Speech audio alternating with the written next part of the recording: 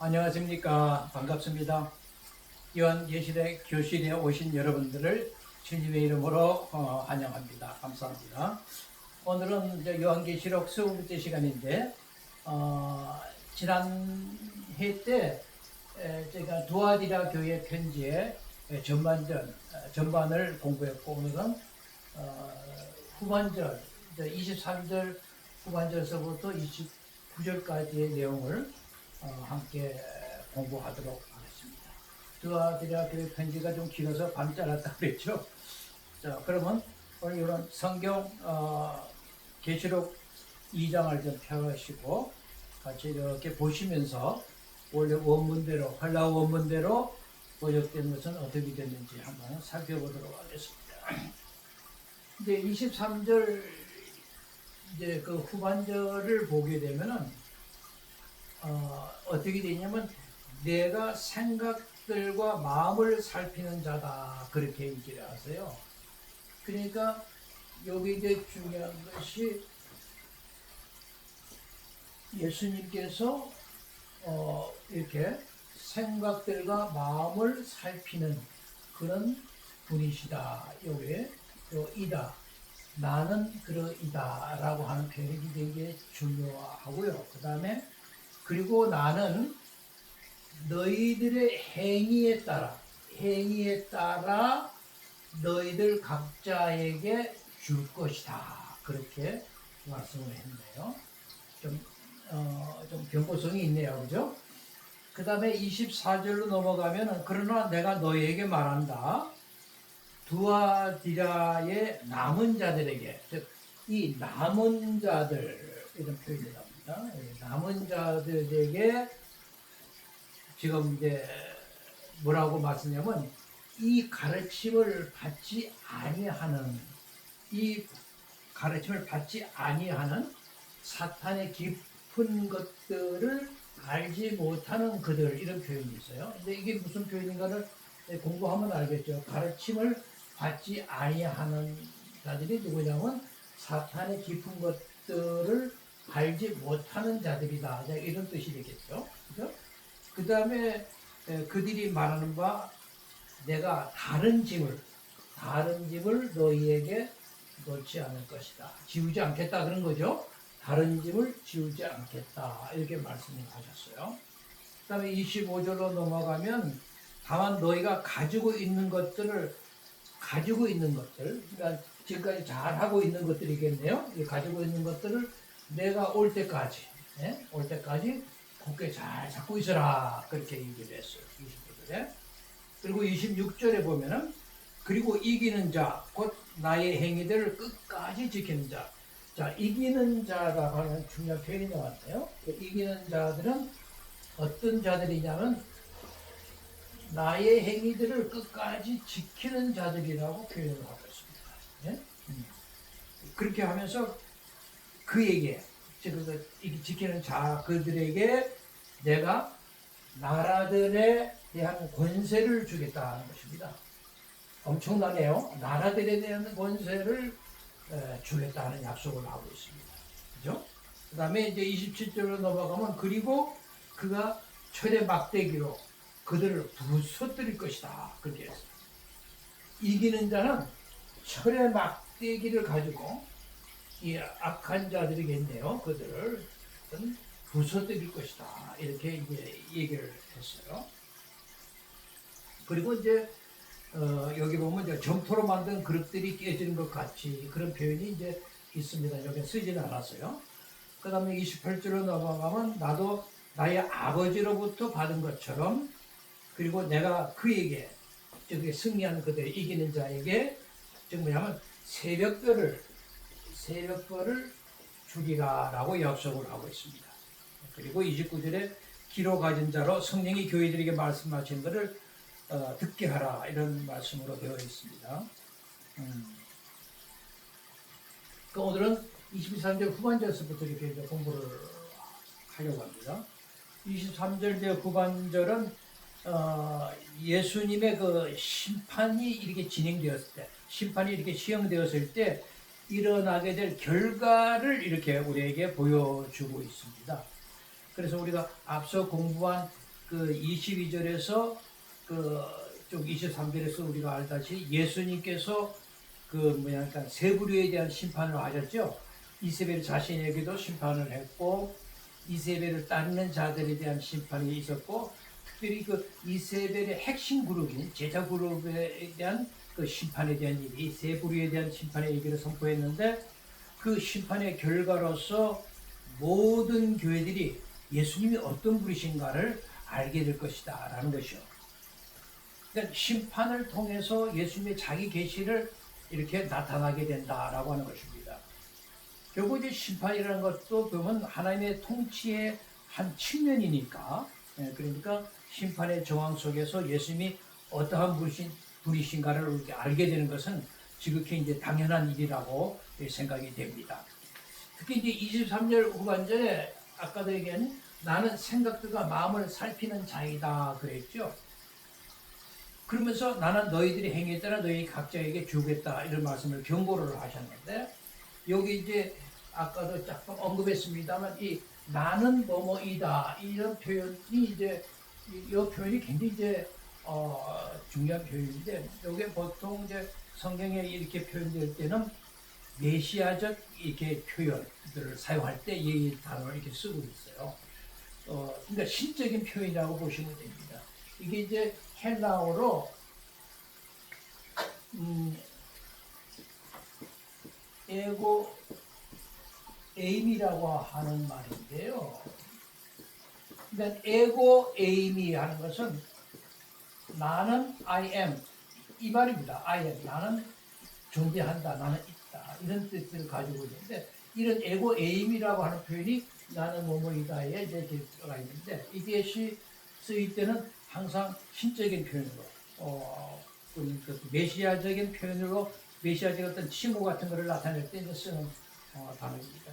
왜 히브리에서 우리 구약 성경에서 보면은 출애굽 때 전에 예수님이 예수님이 한다. 모세가 시내산에서 여호와 하나님을 만나죠. 그때 여호와님이 누가 보내서 왔다라고 얘기할까요? 할 때 그때 여호와 하나님이 말씀하신 것이 예흐의 아시아로 예흐의 나는 곧 나다라는 그런 표현으로 당신을 소개를 했어요.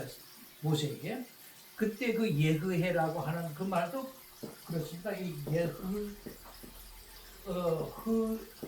예흐이라고 하는 단어인데 이 단어가 결국 뭐냐면 I am입니다. 그러니까 예흐해 나는 나야 나는 있다 이제 이런 I am 이거 그러니까 하나님에 대한 신적인 표현을 할 때 쓰는 단어이거나 에고 에임이 예흐해 이게 다 하나님의 신적인 칭호할 때 쓰이는 단어라는 것을 그냥 기억하시면 좋겠어요. 그래서 이 아버지 되시는 하나님과 아들 되시는 우리 그리스도가 하나로 이제 결석되어 있다는 것을 우리가 볼 수가 있는 거죠. 그러니까 그리스도의 사역은 반드시 하나님의 그 공인된 인식 가운데, 인정 가운데 진행되고 있다는 것을 보여주는 것입니다. 그러니까 나는 이제 생각들과 마음을 살피는 자다라고 얘기하세요. 그러니까 이게 참 우리들의 생각과 우리 마음을 살피고 계신다라고 하는 거예요. 어떻게 보면 좀 두렵기도 한 말씀인데요. 그것은 뭐냐면 예수님은 어떤 것을 알기 위해서 아주 철저하게 내가 노력을 최선을 다하겠다. 이제 그런 의미로 쓰이는 것이거든요. 그러니까 예수님이 뭘 살핀다라는 의미를 가지고 있을 때 우리는 좀 두려움을 가져야 됩니다. 예? 우리 모든 것을 살피고 계시는구나. 우리의 마음도 생각도 다 살피고 계시는구나. 그런 생각을 한번 해보시라고요. 그냥 막연하게 우리가 신앙생활을 하는 것이 아니라 생각과 마음을 살핀다. 그게 중요하죠. 그래서 요한계시록에서는 항상 이런 생각과 마음이 하나로 짝이 이루어서 이렇게 관용적인 표현으로 사용이 많이 되고 있어요. 그러니까 두 개가 합해져서 이렇게 어떤 특별한 의미를 이렇게 나타낼 때 관용적인 표현이라고 쓰는데 그런 식으로 이렇게 사용되는 경우가 많습니다. 이제 이런 것도 보면 구약적인 배경에서 이제 다 쓰고 있구나는 것을 알 수가 있습니다. 사도 요한이 항상 문장을 이렇게 쓸 때 항상 구약적인 배경을 가지고 이렇게 쓴다라고 하는 것을 알 수가 있어요. 여러분 이제 예레미야 11장 20절이나 시편 10편 9절이나 시편 26편 2절 등등 많은 곳에서 이런 관용적인 표현들을 많이 이제 보게 되는데 뭐 다 얘기를 드릴 거 한 가지만 예를 들면 시편 시편 9절에 의로우신 하나님이 사람의 마음과 양심을 감찰하십니다 라고 하는 데 있어요. 그러니까 마음과 양심이라고 하는 두 관용적인 표현을 통하여 우리에게 당신의 그 의지적인 표현들을 우리가 이해할 수 있도록 도와주고 있죠. 마음과 생각 이런 표현들을 말할 수 있는 걸 보면 그냥 이런 그 구약의 성경의 본문들에서 이렇게 볼 때도 항상 이런 관용적인 표현을 통해서 우리의 모든 것을 이렇게 의지적으로 다 살피시고 계시는 분이다. 그리고 모든 것을 정확하게 다 알고 계시는 하나님이시다라고 하는 것을 항상 강조하실 때 이런 표현들을 쓰고 있습니다. 그래서 생각과 마음을 살피신다 할 때 이러면 두아디라의 교회들도 그렇고 오늘날 우리 교회 공동체 마찬가지고 상당히 우리가 조심해야 되겠구나 하는 생각을 가져야죠. 왜냐하면 예수님께서도 그랬잖아요. 두아디라 교회에 편지에 보낼 때 서두에 뭐라고 그랬습니까? 불의 하얀 같은 눈을 가지신이라고 표현을 했어요. 그냥 보통 눈이 아니라 불의 하얀 같은 눈을 가지고 계셨단 말이죠. 그런 눈을 가지고 너희들의 행위를 따라서 너희들을 각자에게 주겠다는 거예요. 너희들 행위에 따라. 정말 참 어떻게 보면 이 말씀은 굉장히 우리에게 조심하게 우리가 접근해야 할 그런 귀한 말씀인데, 그러니까 우리의 마음과 생각을 살피신다. 그리고 우리의 생각들을 정확하게 알고 계시는 분이시다. 그래서 각 사람들이 생각하고 그 마음에 행한 대로 그 갚아주신다. 그런 일을 공정하게 하시겠다라고 하시니까 그렇게 하시겠죠. 그럴 때 우리는 우리 자신을 돌아봐야 되겠죠. 그런데 이제 다음 24절로 넘어가면 어떤 말이 나옵니까? 두아디라 교회 성도 중에서 이세벨의 잘못된 가르침을 따르지 않는 자들이 있는 거죠. 그들을 향한 메시지가 주어지는데 이세벨의 가르침에 따르지 않는 사람을 가르쳐서 뭐라고 얘기했냐면 앞서 이미 저희들이 살펴보았어요. 두아디라에 있는 남은 자들이라고 표현하고 있습니다. 이 남은 자들이라고 하는 표현은 굉장히 중요한 표현입니다. 그러니까 이 두아디라의 남은 자들이라는 것은 그전에 말하자면 로마의 핍박에 두려워서 두아디라라는 도시를 살지 않고 떠나서 다른 곳으로 떠났다. 그래서 거기 이 두아디라 도시에 남아있지 않다. 이런 의미로 보이는 게 얘기하는 것이 아니라 성경이 늘 말하는 바 남은 자 사상이라는 게 있잖아요. 남은 자 사상을 드러내기 위해서 사용되는 표현인데 이 남은 자 사상이라는 것은 구원받은 자들에 대한 은유적인 표현이거든요. 구원받은 자들을 은유적으로 표현할 때 남은 자라고 얘기하죠. 그래서 이 남은 자의 사상은 굉장히 이제 중요한 표현들입니다.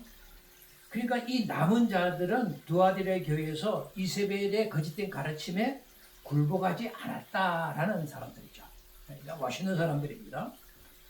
그런데 이제 흥미로운 것은 뭐냐면은 보통 남은 자 그러면 소수를 일컬을 때 사용되는 표현이거든요. 남은 자니까 적은 수를 얘기하잖아요. 근데 오히려 이 두아디라 교회의 형편을 보면은 이세벨의 가르침을 따르는 자들이 오히려 소수이고 오히려 그렇지 않은 사람들이 다수를 차지했다라고 하는 것입니다. 근데 왜 그런 표현을 이렇게 사도에는 우리에게 썼을까라고 할 때는 아마도 이런 정황에 생각을 했던 것 같아요. 그러니까 옛날 이스라엘의 그 통치 당시 때 그 아합 왕이 그 이세벨이 이제 그 이방인 여자를 들여와가지고 아내를 삼았는데 그래 그때 통치할 때 그 이세벨이 바알의 우상을 데리고 들어왔잖아요. 그러니까 바알 우상 숭배가 아주 이스라엘 공동체에서 심해지니까 거기에 대항해서 엘리야하고 그 850명의 그 이방 선지자들하고 싸우는 갈멜산에서 싸우는 그런 내용들이 나오잖아요. 거기서 이제 결국 승리를 하고서 그 승리했다는 소식을 이세벨이 듣고 그냥 화가 나가지고 그 엘리야를 죽이려고 했잖아요. 엘리야 그래서 도망을 갔습니다. 도망을 가다가 그 호렙산 동굴에 가서 이제 이렇게 쉬게 됐는데 거기서 자기가 오직 나만 남았다라고 이렇게 이제 한탄을 하는 얘기 나와요. 그럴 때 그렇지 않아. 뭐라고 얘기했습니까? 이스라엘 가운데 7천 명을 내가 남기니 다 바알에게 무릎 꿇지 않고 다 바알에게 입맞춤을 하지 않은 자다라고 얘기를 하시니까 너만 그 무릎을 꿇지 않고 바알에게 맞지 않은 것이 아니라 7천 명을 내가 남겨두었다라고 말씀을 하고 있죠. 그런 이 다수의 정황을 아마 거기 이 요한이 생각하면서 이렇게 표현하지 않았나 싶어요. 그래서 이 본문을 계속 이어져 보면은 이 가르침을 받지 않, 즉 이세벨의 가르침을 받지 않은 하는 자들을 그런 가르침을 받지 않는 자들을 어떻게 또 표현하냐면 사탄의 깊은 것들을 알지 못하는 그들이라고 또 표현을 해요. 가르침을 받지 않은 자들이 사탄의 깊은 것들을 알지 못하는 그들이다. 아주 참 멋있는 표현 같습니다. 그러니까 이거 보면 이 가르침을 받지 아니하는 자들과 사탄의 깊은 것들을 알지 못하는 자들이 뭐냐면 이게 동일한 표현을 이렇게 좀 나눠서 이렇게 이중적으로 표현함으로써 더욱더 극적으로 우리에게 좀 다가갈 수 있도록 표현을 하고 있는 것을 볼 수가 있어요. 그러니까 이세벨의 가르침이라는 것은 행음과 우상이잖아요. 그러니까 사탄의 깊은 것들도 결국은 행음과 우상 숭배를 가리키는 그러니까 동일한 내용을 얘기하고 있으니까요. 그래서 이런 남은 자들은 이 사탄의 이런 깊은 것들을 전혀 알지 못하는 그런 자들이라는 거죠. 그러면서 이 사탄의 깊은 것들을 알지 못하는 것이 그 당시에는 얼마나 큰 행복인지는 몰라요. 근데 그럼 이 사탄의 깊은 것들을 안다라고 하는 것은 도대체 무슨 의미인가? 이런 의미가 있는 거죠. 사탄의 깊은 것들을 안다는 것은 여러분 이런 의미를 가지고 이게 이런 말만 보면 이게 무슨 말인지 알기 어렵잖아요. 예, 근데 이것이 어떤 의미를 가지고 있냐면 당시에는 그 무역 협동조합이라는 게 있다고 그랬죠. 그 길드 조직이라는 건. 그 길드 조직은 모여서 항상 연회를 이렇게 베풀 때 항상 그때 연회를 통해서 그들은 뭐냐면 행음도 하고 우상 숭배를 하는 의식을 가졌거든요. 그것을 참여하는 자들에만 경제적인 이익이 올 수 있도록 상업을 할 수 있도록 그러니까 경제적인 이익이 그때 풍성해지는 거죠. 그러니까 그런 걸 통해서 그들이 잘 살게 되었다라고 하는 것을 의미하고 있는 것입니다. 이 사탄의 깊은 것들이 알지 못하는 그들이라는 것이 바로 그런 조직에서 경제적인 이익을 취하는 것에 빠져 있지 않다라고 하는 것을 의미하는 것이죠. 이해가 되시죠? 근데 문제는 뭐냐면 이것이에요. 그 당시 이세벨과 그녀를 추종하는 자들이 많았잖아요. 그리고 핵심 그룹도 있었고. 근데 그들은 어떻게 생각하냐면 자기들이 사탄의 깊은 것들을 가르치고 있다라고 생각하지 않았던 거예요. 자기들이 가르침이 사탄의 깊은 것들이라고 생각 자체를 안 했어요. 응? 옳은 거라고 생각을 한 겁니다. 하나님의 깊은 것들을 자기들은 잘 가르치고 있다라고 생각을 하고 그 공동체 안에서 그 짓을 하고 있었단 말이죠. 그러니까 그들은 자기들의 구원은 이미 완성되어 있기 때문에 그리스도 안에서 무엇을 하든지 이제는 어떤 사탄의 능력이나 사탄의 영향 때문에 자기는 이미 예수 안에서 하나님의 사람이 된 사람들이니까 구원된 사람이니까 우리에겐 그런 건 못 미칠 거야. 그러니까 우리가 뭐 때로는 우상의 제물을 혹시 먹었던들 성령 안에서 우리가 획득한 이 자유의 표출인데 그게 무슨 잘못이냐 이런 식으로 생각하는 자들이란 말이죠. 이게. 그 당시 그 사람들은 영의 것만 중요하게 생각했죠. 육의 행동은 아무도 중요하게 생각하지 않았어요. 그러니까 이교 신전에서 우상의 제물을 이렇게 먹어도 그리고 행음을 해도 내가 하나님과의 관계만 굳건히 지키고 있다면 전혀 문제 없다라고 주장을 하고 있던 사람들이에요. 어떤 큰 문제가 아니에요.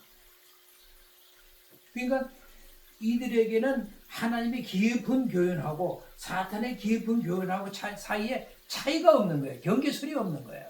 이게 이제 큰 문제예요. 그런데 예수님은 그렇게 교모하고 분별하기 어려운 그런 교훈의 그 본질을 정확하게 알고 계시단 말이죠. 예수님의 그 정확한 눈을 피할 수가 없단 말이에요. 그러니까 거짓 교사들은 자신이 가르치는 것이 사탄의 깊은 것이라는 것은 꿈에도 하게 된 생각을 지금 못하고 있는 거예요. 그렇지만 예수님의 제자 사도행 경험만 해도 정확한 판단들을 그들이 말하는 것이 얼마나 사탄의 깊은 것에 빠져 있는 것인가를 정확하게 보고 기록을 하고 있잖아요. 그러니까 오늘의 목회 강단에서 정확하게 우리 교회 공동체가 가지고 있는 이런 깊은 뭔가 잘못된 부분들을 정확히 본 눈들이 필요해요. 좋은 얘기만 할 게 아니라 성도들에게 우리가 예수님을 통해서 책망받을 일이 뭐 없나 이것을 살피는 교회가 좋은 교회예요. 그런 걸 안 살피 그저 성도들에게 비유 맞추고 좋은 얘기만 시켜나는 거 그거 절대 좋은 교회가 아닙니다. 우리 교회는 사탄의 깊은 교훈과 같이 이렇게 숨겨져 있는 곳은 없나 찾아보는 게 그런 게 굉장히 중요합니다. 그러니까 그 당시 거짓 교사들은요 자신들이 가르치는 것이 사탄의 깊은 것들이라고는 아예 꿈에도 생각 못하고 있었다는 거예요. 근데 예수님의 제자 사도 요한은 정확한 판단으로 그것은 사탄의 깊은 것에 불과하다라고 딱 집어내잖아요. 이렇게 정확하게 집어낼 수 있는 감각이 있어야 돼요. 그런 감각이 있는 강단이 되길 저는 바랍니다. 그리고 이제 24절 후반절에 이렇게 보면 그러면서 뭐냐면 그런 남은 자들에게 이런 남은 자들은 내가 다른 짐을 너에게 놓지 않겠다, 지우지 않겠다는 거죠. 그러니까 이 다른 짐을 지우지 않겠다라고 하는 것은 이 남은 자들이라고 하는 이 그룹에 속한 사람들은 이미 길드 조직을 중심으로 해서 두아디라 도시 전체의 경제 체제가 추구했던 것이 우상숭배고 행음인데 그래서 이세벨의 행위를 그래서 쫓지 않음으로써 인해서 상당한 경제적인 소실을 받고 삶 자체가 어려웠는데 거기에 무슨 다른 dob을 지을 수 있겠어요? 예? 그러니까 너희들 같은 그런 잘 지키는 자들은 내가 다른 점을 너희들 더 지우지 않겠다는 거죠.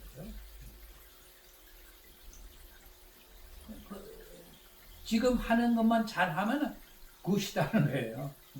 그리고 이제 20월로 넘어가겠습니다. 그리고 가지고 있는 것들을 내가 올 때까지 굳게 잡아라 그렇게 했네요. 남은 자들에게 요구하는 것이 뭐냐면 너희들이 현재 잘하고 있는 것, 가지고 있는 것들, 현재 그들이 잘하고 있는 것이 있잖아요. 네, 그것은 내가 올 때까지 굳게 잡고 잘 하라는 거예요. 그게 25절의 말씀입니다. 내가 올 때까지 그 좋은 믿음의 선한 행위들은 계속 잘 이렇게 굳게 잡고 행하라. 그러니까 언제까지라고 했어요? 내가 올 때까지. 얘가 올 때까지 그걸 굳게 잡으라 그랬어요. 여기에 이제 오다 할 때는, 여기 이제 좀 설명이 좀 필요한데요.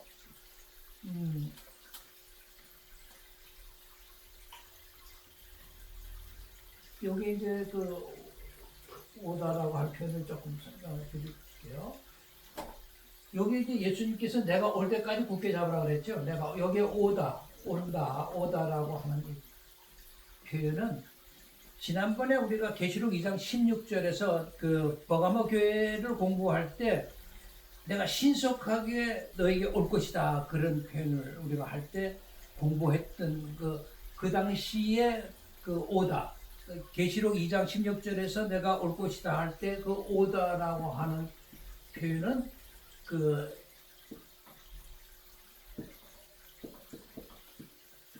엘코마이라고 하는 단어를 썼어요. 엘코마이.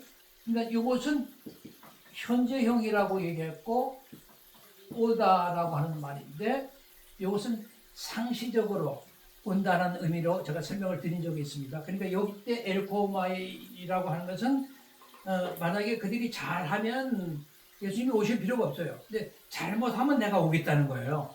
그럴 때 이제 상시적으로 오신다는 표현을 쓸 때 엘코마 이제 이걸 이제 쓴 것이고 오늘의 여기에 내가 올 때까지 오다는 그런 의미 이 엘코마이가 아니고 이 단어는 이제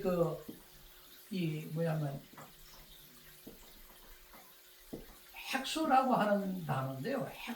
핵소라고 하는 단어는 이게 이제 이거 좀 문법 얘기니까 좀 하기가 좀 제가 이렇게 이 해코라고 하는 동사에 이게 뭐 부정가고 가정법으로 쓸 때 이게 핵소라고 하는 단어를 쓰는데요. 여기 이제 이 올 때까지 요 오다는 단어는 것은 이 핵소라는 단어를 썼어요. 그러니까 이것은 아까 얘기한 엘코마이 현재형인 상시적으로 오다 이 조건적인 어떤 조건에 의해서 올 수도 있고 안 올 수도 있고 할 때 쓰는 그런 오다가 아니라 요 때의 핵소라고 단어는 재림 때 완벽하게 재림 때 오시는 것을 표현하기 위해서 핵소라는 단어를 썼어요. 그러니까 여기 올 때까지는 지금 재림 때까지 이런 데 의미가 됩니다. 문법적인 설명이 이제 뭐 애들이 이제 할 수밖에 없는 게 그런 의미를 정확하게 알기 위해서 제가 이제 이렇게 설명을 하는 거니까 이게 들으시면 다 이제 이해가 됩니다. 그러니까 또 재림의 의미를 위해서 이 해코 동사를 이렇게 썼다라는 걸 꼭 이렇게 아시면 좋겠고요. 그 다음에 이제 26절로 넘어가면 뭐라고 그러냐면 이기는 자에게 주시는 이제 종말적인 약속이 있는데 이기는 자를 어떻게 표현하냐면 나의 행위들을 끝까지 지키는 자들이라는 표현이죠. 그러니까 당신이 하는 모든 가르침과 말씀드린 행위들을 끝까지 잘 지키는 자들을 예수님은 너희를 이기는 자다 이렇게 이제 평가를 해 주신다는 것입니다. 근데 여기서 이제 이기는 자에게 주어지는 종말적인 약속의 패턴이 이제 앞에 우리가 세 교회를 배웠잖아요. 에베소나 뭐 저기 서머나나 버가 뭐 이렇게 교회 공부를 했는데 거기 좀 다르게 표현한 것은 그 앞에 세 교회는 이기는 자 이렇게만 표현되어 있는데 여기 버가 도아디라의 교회는 이기는 자와 함께 지키는 자라는 표현과 나란히 나와요. 지키는 자 여기 보니까 이기는 자와 지키는 자 이렇게 표현되어 있죠. 두 가지 표현을 이렇게 나눠서 표현을 하고 있는데, 그러니까 요 이기는 것에 해당하는 것이 뭐냐면 나의 행위들을 지키는 것과 똑같은 것을 말하는 거죠. 그러니까 이기는 것, 나의 행위들을 끝까지 지키는 것 이렇게 연결했을 때 나의 행위들이라는 것은 결국은 예수님의 행하신 것이구나. 그러니까 예수님이 행하신 행위라는 게 뭐예요? 예수님의 말씀이실 것이고 예수님의 사역을 말씀하는 거죠.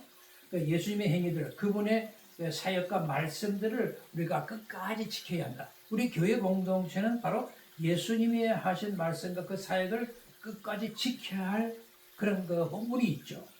언제까지? 주님이 오실 때까지. 즉 재림하실 때까지 우리가 그 일을 해야 합니다. 그러니까 우리 교회 공동체는 하여튼 우리 예수 그리스도의 사역 또 예수 그리스도의 말씀들을 우리의 삶 속에서 반드시 온전하게 반영해야만 된다라는 것입니다. 그런데 우리가 사실 제대로 반영을 하고 있느냐 하는 문제점을 항상 제기할 수가 있죠. 근데 도아디라의 교회 안에도 그 이세벨의 가르침을 따르지 않는 자들, 그 성도들 있잖아요. 따르지 않는 성도들처럼 그 성도들은 항상 우리가 19절에서 공부한 것처럼 그들은 사랑과 신실함과 섬김과 인내 같은 이런 것들의 행위를 통해서 나타나는 우리 그리스도의 사역들, 그 말씀들을 자기들의 삶 속에 충분히 반영을 했단 말이죠. 그런 결과를 통해서 말하자면 이러한 일을 끝까지 이루는 것이 굉장히 중요한 거죠. 이기는 자, 나의 행위들을 끝까지 지켜서 끝까지 그 행위를 잘 마무리하는 것. 굉장히 중요하다는 것을 알 수가 있습니다. 근데 예수님은 이처럼 이기는 자에게 주시는 약속이 뭐냐면 이게 엄청납니다. 나라들에 대한 권세를 주겠다는 것입니다. 네? 나라들에 대한 권세. 이 약속은 정말 매우 흥미스러운데요. 왜냐하면 그 당시에 나라들에 대한 권세는 이미 로마 제국 황제에게 다 기속되어 있는 로마 제국의 황제만이 행사하던 그런 권한이잖아요. 그런데 그러한 그 나라들의 권세를 주겠다라고 지금 얘기하십니다. 이렇게 말씀하시고 수 있는 것은 예수님은 이미 이런 지위를 가지고 계셨죠. 당신이 죽으시고 부활하시고 승천하셔서 아버지 하나님으로부터 모든 권력, 모든 그 영광과 통치권을 다 양해 받으셔서 이제 말하자면 그 만주의 주로 만왕의 왕으로 대관식을 이미 하셨기 때문에 이미 그것을 모든 것을 누리고 나라의 권세를 누리고 이셨고서 하늘의 그 악한 자들 다 내어쫓은 그런 그 일들을 하셨기 때문에 이미 예수님이 그러한 지혜를 이미 가지고 계시다라고 보는 것이 이 요한계시록의 신학의 아주 중요한 핵심적인 포인트입니다. 이미 성취된 이런 예수님의 지위가 이제는 어떻게 해요? 성도들에게 미래에 종말론적으로 나라되는 권세를 함께 허락하면서 그 지위를 누리게 하겠다는 것입니다. 그걸 보장하겠다는 것이에요. 그러니까 이러한 엄청난 나라들의 권세를 받는 우리들의 입장에서 지금 현재 우리의 모습들을 한번 생각해 보자는 거죠. 나의 행위들을 끝까지 지키는 자라고 했는데 나는 정말 예수님의 행위들을 예수님 말씀과 사역을 제대로 반영해서 지키고 있는가? 만약 그렇지 못하면 나라의 권세는 아니라 아무것도 받을 수 없다는 얘기가 되잖아요.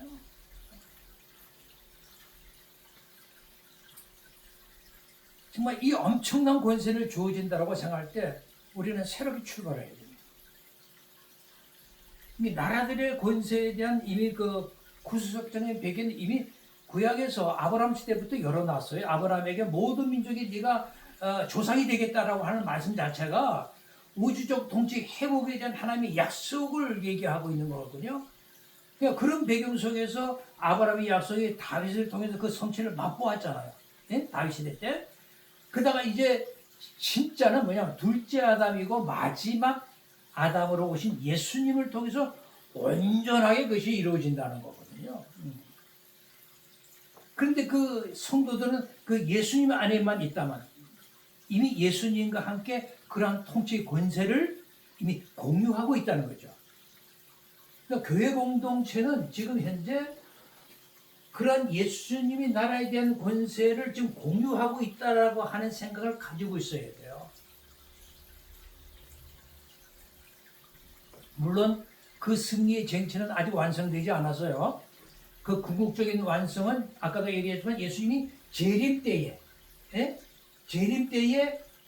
그것이 완성될 거라는 거죠.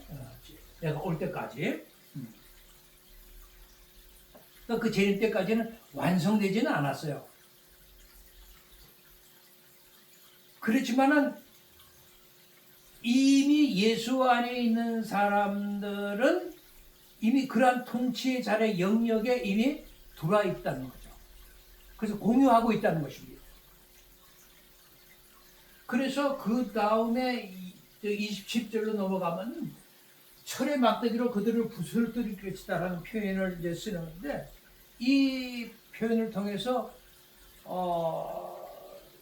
좀 더 그 나라들이라는 권세에 대한 더 적극적인 표현을 우리가 이제 만나게 되는 거죠. 철의 막대기라고 하는 것은 막대기도 보통 나무로 된 막대기인데 철의 막대기를 쓴다면 그건 굉장히 위험한 무기가 되는데 그런 막대기로 그들을 부서뜨린다라는 것은 확실하게 승리하겠다는 뜻을 가지고 있네요. 이 배경도 결국은 철의 막대기도 시편 2편 9절의 말씀을 배경으로 해서 이제 사도 요한이 기록했다고 보여져요. 거기에도 시편 2편 9절에 보면 네가 철장으로 그들을 깨뜨리며 질그릇같이 부수려. 철장으로. 그러니까 얼마나 강한 철의 막대기로 그들을 부서뜨리겠다라고 얘기를 하고 있으니까 그 말하자면 승리라고 하는 것은 완벽한 승리라는 것을 우리가 이제 알 수가 있는 거죠. 근데 여기 이제 재밌는 것은 본문 27절에 철의 막대기로 그들을 부서뜨린다라고 할 때 이 문구에 부서뜨린다라고 하잖아요. 이게 부서뜨린다, 부서뜨릴 것이다라고 하는 이에 해당하는 단어가 이게 이제 목자가 양을 친다는 의미로 사용되는 포이마이오라고 하는 동사예요. 그러니까 목자가 양을 친다 할 때 포이마이노 이걸 쓰는데 포이마이노라고 해서 양을 친다라는 뜻인데 이때 쓰는 단어인데 이것이 막대기로 그대로 부서뜨린다 할 때 이게 또 이 단어를 쓰고 있다는 것이 이제 좀 재미가 있는데 이제 이 단어를 어떻게 목자가 양을 친다고 하는 쓰인 말에 부서뜨리다는 의미로도 해석이 가는가 할 때 결론적으로 하면 쉬운 거예요. 부서뜨리라고 하는 의미와 목양하다는 의미를 다 가지고 있어요. 이 포이마이라는 단어가. 그래서 이제 이렇게 쓰고 있습니다. 그래서 그러한 의미가 이제 27절에 뭐라고 그랬어요? 점토로 만든 그릇들이 깨지는 같이 하는 문구를 통해서 더욱더 구체적으로 우리가 이해할 수 있도록 이제 그 의미를 깨닫게 되네요. 점토로 만든 그릇을 어떻게 되겠어요? 깨지기가 쉬울 뿐만 아니라 한번 깨지면 이제 막 그냥 산산조각이 되니까 그런 그 점토로 만든 그릇이 가지고 있는 특징을 딱 이렇게 끌어들여 가지고 이기는 자가 받게 될 나라들의 권세를 표현할 때 그런 표현들을 사용함으로써 이기는 자가 얼마나 멋있는가. 에? 이기는 자는 반드시 부서뜨리되 아주 질그리기 산상내는 것처럼 완전히 승리할 것을 보여주기 위해서 이렇게 표현을 쓰고 있다는 것을 이제 알 수가 있는 거죠. 그래서 철의 막대기를 그를 부러뜨릴 것이다. 이렇게 이제 말씀을 이렇게 주실 때는 우리 모든 정말 예수님에 의해서 이기는 자로서 선택받은 자들은 예수님의 심판의 자리에 함께 우리가 동속하고 있다, 동참하고 있다는 것을 우리가 알 수가 있죠. 그래서 우리 이기는 자들은 메시아 왕국에 참여한 자가 되어서 철의 막대기로 나라들을 이게 다스린다는 거죠. 그러니까 메시아 왕적 권세를 항상 예수님과 함께 공유하게 된다라는 축복을 우리가 받게 되는 것입니다. 예수님이 이 권세를 나도 아버지에게 받은 것처럼 이긴 자들은 바로 이 권세에 동참하는 특권을 얻게 된다라고 축복을 하고 있네요. 그러니까 예수님이 정말 그런 어떻게 그 나라에 대한 그런 주재권을 우리가 얻었는지는 이미 우리가 다니엘서 7장을 공부할 때 우리가 배워서 알잖아요. 아시니까. 우리 교회 공동체도 그러니까 예수님이 이루신 새 창조의 구속에 대한 증거자로서 현재 만국에 대한 주재권을 현재적으로도 이미 얻고 있다라고 하는 걸 꼭 놓치면 안 돼요. 그러니까 우리 자신을 달리 봐야죠. 그런 자로서의 우리 위치에 걸맞는 또 행위가 나와야 된다라고 하는 것이죠. 그러니까 나라들에 대한 권세를 가지고 있다는 거죠. 현재적으로도. 이기는 자들에게만 주는 축복입니다. 그러니까 반드시 예수님에 의해서 나의 행위를 끝까지 지키는 자로 인정을 받아서 너는 정말 이기는 자들이구나 하고 선택된 자들에게만 주어지는 축복이 있는 것이지 그렇지 않은 자는 아무 상관이 없는 말씀이에요. 그런 점에서 자기를 한 번씩 점검해 볼 필요가 있죠. 그들에게 그렇게 이기는 자들에게는 결국은 뭐냐면 새벽별을 주겠다는 거예요. 새벽별을. 이기는 자에게 주시는 약속에 보면은 이제 우리가 26절에도 보면은 내가 그들에게 나라에 대한 권세를 준다. 나라를 통치하는 권세를 주겠다고 했죠. 이제 그 말씀과 28절에는 그거를 내가 그에게 새벽별을 주겠다 이렇게 말씀을 하시잖아요. 그런 표현들을 이렇게 펼쳐놓고 보면 28절에 이 새벽별이라는 의미는 결국은 26절에 나라들에 대한 권세, 나라들에 대한 메시아적인 통치 그런 다른 표현이구나라는 것을 알 수가 있죠. 새벽별이라는 표현을 쓴 내용을 알아야 됩니다. 나라들에 대한 권세 이와 함께 이렇게 통합해서 이 문제를 잘 읽을 때 이 새벽별에 대한 의미를 정확하게 우리가 이해하게 됩니다. 근데 제가 이렇게 보니까 일부 어떤 학자들은 이 새벽별을 다니엘서 12장 3절 말씀을 근거로 해서 이긴 자의 불멸성을 강조하는 것이다. 이렇게 얘기하는 사람들이 있더라고요. 그건 아닌 것 같아요. 왜냐하면 우리가 계시록 전체를 놓고 보면 계시록 22장 16절에도 보면 예수님이 이런 표현을 썼어요. 나 예수는 이러면서 나는 다윗의 뿌리요 자손이니 곧 광명한 새벽별이라 하시더라. 이런 표현이 있거든요. 그러면 당신이 다윗의 뿌리라고 얘기하는 것과 그리고 당신이 새벽별이라 하는 뿌리를 별이다라고 하는 표현을 썼단 말이죠. 그러니까 다윗의 뿌리와 광명한 새벽별이라고 하는 표현을 통해서 당신의 이런 평행관계를 통해서 당신을 이렇게 어떤 분인가를 해석할 수 있도록 도와주고 있잖아요. 그러니까 광명한 새벽별이 곧 다윗의 뿌리와 동일시함으로써 그 예수님의 메시아적인 특성을 우리에게 이제 보여주고 있단 말이죠. 그러니까 이제 이런 새벽별이라고 하는 의미는 결국 뭐냐? 메시아에 대한 이미지로 이 새벽별이라는 의미를 사용하고 있구나라는 것을 우리가 이제 알 수가 있는 것입니다. 그러므로 이기는 자에게 새벽별이 주어진다라고 하는 것은 나라들에 대한 권세를 주어진다는 표현과 함께 예수님의 메시아적 통치에 우리가 어떠한다? 동참한다라고 하는 그 의미를 갖고 있는 것입니다. 그러니까 우리가 예수님의 메시아적 통치에 항상 동참하는 위치에 있는 나라라고 하는 우리 공동체라고 하는 사실을 좀 인식할 때 우리 공동체가 새롭게 좀 정신 차려야 할 필요가 있겠죠. 이런 왕적 지위는 결국은 예수님이 그런 편들이 계시록에 많습니다. 계시록 5장 10절에 보면 그들로 우리 하나님 앞에서 나라와 재상들을 삼았다. 즉 이기는 자들, 나라에 대한 권세를 얻은 자들이 말하자면 그들이 이 땅에서 영원히 왕노릇 할 것이다 라고 표현을 하고 있어요. 그러니까 이미 구속받은 자들은 하나님의 백성들에게 이런 약속들이 이미 주어져 있구나라는 것을 알 수가 있죠. 그죠? 그래서 그들이 세세토록 왕노릇 할 것이다 라고 표현하는 것을 보면은 물론 이것은 세세토록 왕노릇 하는 것은 이건 반드시 예수님의 재림 후에 완성이 될 거예요. 그러나 이미 그런 완적인 지위는 지금도 현재적으로도 그런 축복을 우리가 받고 있고 또시 미래에 완성되는 그런 축복도 함께 가지고 있는 거예요.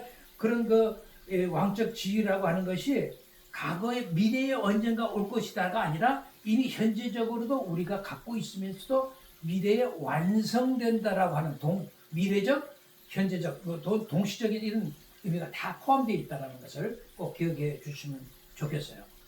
오늘의 이제 얘기는 이 정도로 이렇게 이제 강의가 이제 마치게 되는데, 제가 이제 그 두아디라 이 교회를 이렇게 이런 거 이렇게 나누면서 제가 이제 좀 생각하는 얘기를 좀 말씀드리려고 하는데요.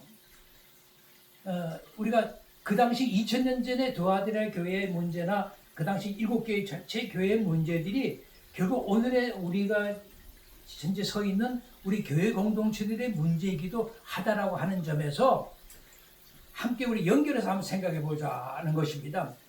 그러니까 오늘 우리 교회 공동체가 드리는 이전 예배 문제인데요. 우리가 정말 드리는 이 예배가 철저히 정말 하나님을 향해 주님이 정말 기뻐하시고 받으시는 예배일까? 정말 우리가 찬양하는 것이 진정 주님을 하는 그런 경배와 찬양일까? 라고 하는 점에서 저는 때로는 의심을 가지고 있는 게 사실입니다.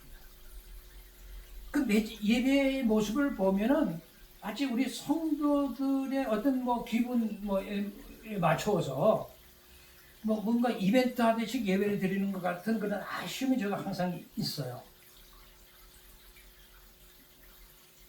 그 요한 당시에 이세벨의 가르침과 그 발람의 교회의 가르침으로 이 교회 공동체가 그 당시에 어떻게 됐냐면은 좀 교회 공동체는 원래 좀 이렇게 좀 엄숙하고 경건하고 조용하게 이렇게 이제 예배드리는 모습인데 그렇게 그 주님을 찬양하는 모습에서 갑자기 막 그냥 축제를 벌이듯이 당시의 모든 왕곡 악기들을 막 동원해가지고 그 이방신들이 축제들이 되게 그렇거든요. 이방신들이 제사 지내는 모습이 되게 그렇습니다.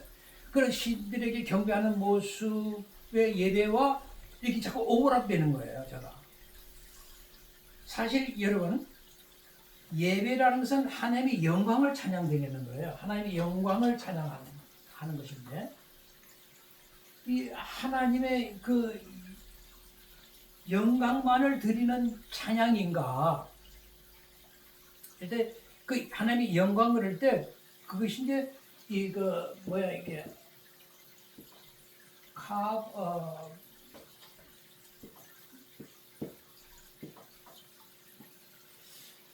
카보드라고 하는 영광이 이제 그 헬라어로 카보드라고 하는 말인데요. 이 카보드라고 하는 이 여기 히브리어가 카보드인데 이 카보드는 뭐냐면 무겁다라고 하는 뜻입니다. 무거워. 이 상당히 묵직한 걸 말합니다.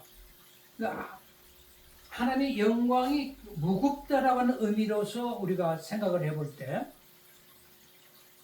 좀 이렇게 좀 차분하고 좀 조용하면서도 좀 깊이 있게 이렇게 드리는 예배. 근데 자꾸 우리는 여기에다가 축제다 무슨 뭐 잔치 같은 그런 그 의미를 자꾸 덧붙여서 언제나 막 즐겁고 기쁨으로 드려야 한다는 그런 전제만을 가지고 있는 것 같아요. 그러니까 예배의 어떤 진지함, 이런 것보다는 좀 가볍다는 생각이 이제 드는 거죠. 그러니까 우리 교회에서 지금 현재는 막 요즘 전자 이런 뭐 기타, 전자 뭐 드럼 같은 거 막 그냥 치고 그러지 않습니까? 근데 그런 악기를 왜 사용하느냐에 대해서 생각해 보지는 않았던 것 같아요. 그냥 뭐 악기는 무조건 일반 세상 우리 공연에 보면 막 그런 악기들 사용해서 크게 막 그냥 노래하고 찬양하고 노래하고 축제하고 그러는데 우리 예배 때도 똑같이 그런 걸 통해서 찬양하는 거를 볼 때 물론 뭐 그런 걸 연주해서 뭐꼭 나쁘다라고 말을 할 수는 없지만 그런 밴드 연주를 통해서 가장 그것이 정말 하나님의 영광을 받으시는 것일까라고 하는 의미를 한번 생각해 보면 좋은데 그런 걸 생각하기 전에 일단 참석한 우리 성도들이 길을 즐겁게 하기 위한 것은 아닌가. 그냥 밴드에 맞춰서 막 세련된 복음 성가를 부를 때 거기 있는 사람들이 모여서 그 듣는 그 길을 즐겁게 하는 것이라면 그건 문제가 있지 않느냐는 것입니다. 물론 어떤 악기를 가지고 뭐 찬양하느냐 하는 것은 사실 중요한 것은 아니에요. 뭐 어떤 것을 사용할 수는 있겠지만 하긴 옛날에는요 우리 교회 안에서 지금 다 이제 웬만한 교회 다 피아노 가지고 이렇게 반주를 하잖아요. 그 피아노로 이렇게 반주하는 것도 굉장히 오랜 시간에 교회 안에 돌았다니까요. 왜냐하면 옛날에는요 피아노는 악기는 선술집에서 접대불이 이제 노래하면서 춤을 출 때 사용한 악기라고 해가지고 그 당시 예전에 그 교회 지도자들은 그거 반대를 했다니까요. 근데 오늘날 교회에 피아노 안 치는 교회가 있어요. 아무리 작은 교회가 피아노 치자면. 물론 그러니까 어떤 악기를 쓰느냐 하는 것이 뭐 중요한 것은 아니겠지만 왜 찬양하고 예배 드릴 때 꼭 이렇게 그렇게만 할까 하는 것을 우리가 한번 생각은 해볼 필요가 있겠다는 생각이에요. 그 제가 요즘에도 이렇게 타 교회 이렇게 예배 모습들을 이렇게 볼 때 대체적으로 그런 분위기를 갖는 것이 좀 안타까움이 있는데 어떤 제가 그 교회 이름을 얘기 안 했지만 그 교회는 전혀 그런 게 없는 거예요. 뭐 북치고 떠럼치고 뭐 찬양대 있고 그런 찬양곡 있고 그런 거 없이 그냥 조용하게 그렇게 하는 교회도 있습니다. 그렇게 그분은 이런 것을 잘 이해했던 것 같아요. 그 목사님은. 근데 이제 하여튼 이 시대 조류가 막 지금 이런 현대 시대를 들어가면서 일단 사람들의 감정에 비율을 맞추고 뭐 하여튼 감정을 상하지 않게 하기 위해서 자꾸 예배를 자꾸 인위적인 방법을 통해서 해서 재미있게 뭐 감동적으로 만들려고 시도하는 것 자체가 어떤 의미에서는 이미 이해가 되는데 어쨌든 제가 두아디라 이런 교회 그 당시 교회들을 공부하면서 그때 그 책망받았던 이세벨의 가르침이나 이런 근데 빠진 자들이 행했던 그런 행위들 그런 그 사람들이 예배드리는 모습 그런 것들이 자꾸 오버랩이 되니까 제가 이제 말씀을 드리는 거예요. 그러니까 이것을 한번 좀 생각해 봤으면 좋겠다는 것을 제가 이 교회 공동체에게 제안해 드리는 것이에요. 그러니까 그 당시 이세벨의 가르침을 받은 자들은요 교회 공동체 안에서 조용하게 예배 안 드렸다니까 막 큰 소리로 자기들이 신을 부르는 거죠. 예? 큰 소리로 자기 신을 부른다라고 하는 것은 그만큼 뭐예요? 이게 자기들이 믿는 신에 대한 확고한 확실한 믿음이 좀 부족했다는 것을 의미하기도 해요. 물론 저도 이제 때로 뭐 큰 소리로 기도할 필요가 있다라고 이제 얘기는 합니다. 사람이 때로 기도를 할 때 막 합심해서 집중해서 막 기도하고 약간 좀 막 큰 소리로 기도하게 되면 합심해 기도하면 좀 뭐 이렇게 막힌 속이 확 뚫리는 그런 점들도 있잖아요. 예.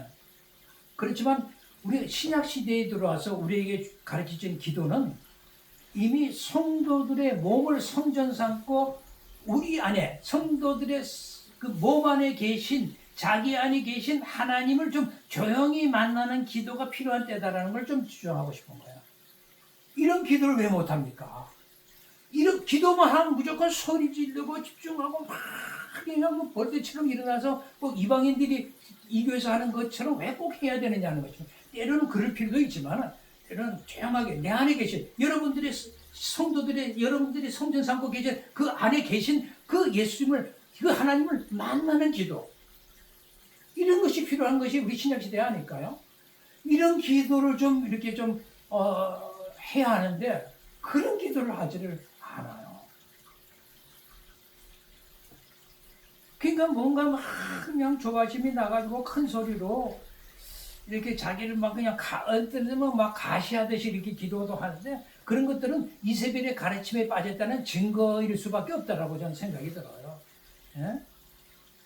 그러니까 우리 공동체에서 그런 것들을 좀 생각을 하고, 그리고 이제 사실 이세벨에 가르치는 그 사람들이 당시에 자기들의 요구를 들어준다고 막 몸을 상하게 하면서 기도하는 그런 짓들도 했었거든요. 그러니까 몸을 상하게 하면서 기도한다는 건 뭐냐면 자기 믿는 신들에게 협박하는 거죠. 나 안 들어주면 안 돼, 이러는 거죠. 우리 한국교회가 여러분 100년도 안 되는 그런 역사 안에서 뭐 얼마나 크게 성장한 것이 우리가 잘 알고 있잖아요. 그 성장한 비결이 뭐냐면 새벽 기도였습니다.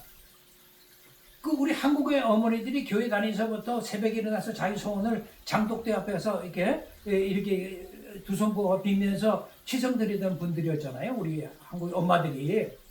그걸 그대로 교회로 끌고 들어온 거예요. 그리고 하나님께 기도하기 시작한 거예요. 그러면서 그 당시에 어머니들은 지성이면 감천이다라고 하는 식의 생각을 가지고 기도를 했거든요. 그러니까 교회에 들어와가지고도 이런 새벽 기도를 드리면서 내가 지금 밤도 안 자고 열심히 지금 기도하는데 하나님이 내 기도를 안 들어주시겠어? 뭐 그런 생각으로 그냥 이렇게 식의 기도가 되어버리지 않았냐는 것입니다. 꼭 생각해 볼 필요가 있어요. 기도하지 말라는 게 아니라 새벽 기도하고 좋고 하지만 그런 식의 기도가 되어서는 안 된다라고 하는 것도 기억하시고, 금식도 마찬가지거든요. 내가 이렇게 밤까지 굶으면서 이렇게 굶으면서 기도하는데 하나님이 안 들어주시냐, 이런 식의 접근을 가지고 100일 기도하고 막 작전 기도하고 막 그랬지 않았어요? 여러분 왜 작전 기도를 해야 됩니까? 왜 100일 기도 직접, 그게 다 불교에서 들어온 얘기들인데 다 불교에서 들어온 것들이에요. 그래 지성이면 감청이다는 생각을 가지고 기도하는 것은 좋은 일이에요. 그러나 날짜를 정하는 것은 바람직 같지 않습니다. 신학교의 성도들은요 평생이 기도의 삶이에요. 그냥 우리의 삶 자체가 기도의 삶이어야 된다는 거예요. 그러니까 뭔가 자기를 막 자해하면서 하나님부터 뭔가 얻어내려고 하는 그런 식이라고 생각하면요, 그건 이세벨의 가르침을 그대로 따르는 기도예요. 그건 안 된다는 거죠. 그러니까 그 시대에 막 이세벨의 가르침을 따르는 자들은 막 뭐 이렇게 되지도 않는 뭐 제정치를 하는 막 예언들을 하고 막 그랬거든요. 그러니까 오늘날도 뭐 특별 계시를 받았다고 예언하는 그런 수환자들이 얼마나 많은지 모릅니다. 그게 뭐 특별한 것처럼 말이지 그렇게 하는 사람들, 그게 다 그런 이세벨의 가르침을 교회 안에 끌어들이는 모습하고 똑같다 보시면 돼요. 우리는 정말 그런 신앙에서 좀 벗어나십니다. 정말 벗어나기를 원합니다. 그러니까 그건 예수 그리스도를 제대로 이해하지 못하고 예수 그리스도를 정확하게 정말 알지 못하고 그 뜻을 제대로 모르게 되면 그런 잘못된 가르침으로 빠질 수밖에 없다는 것도 우리가 알게 됩니다. 어쨌든 우리는 그런 어떤 종교적인 행위를 근거로 해서 그렇게 기도하지 말고 예수님의 은혜를 근거한 기도가 되어야 된다라는 거 말씀을 드리고, 정말 우리가 주님을 위해 무엇을 할 것인가를 우리가 생각하기 전에 나의 잘못된 생각은 무엇인가부터 좀 생각을 해보자는 거죠. 지금 내가 이렇게 삶을 살고 있는 것이 괜찮은가부터 한번 생각해보고 우리가 기도 생활을 할 때 주님을 위한 기도가 되기를 원할 뿐이다. 그런 것을 제가 두 아들을 이렇게 공부하면서 느끼는 저희 생각들을 잠깐 나눴습니다. 오늘 이것으로 오늘 강의를 마치도록 하겠습니다. 다음에 또 만나 뵙도록 하겠습니다. 대단히 감사합니다.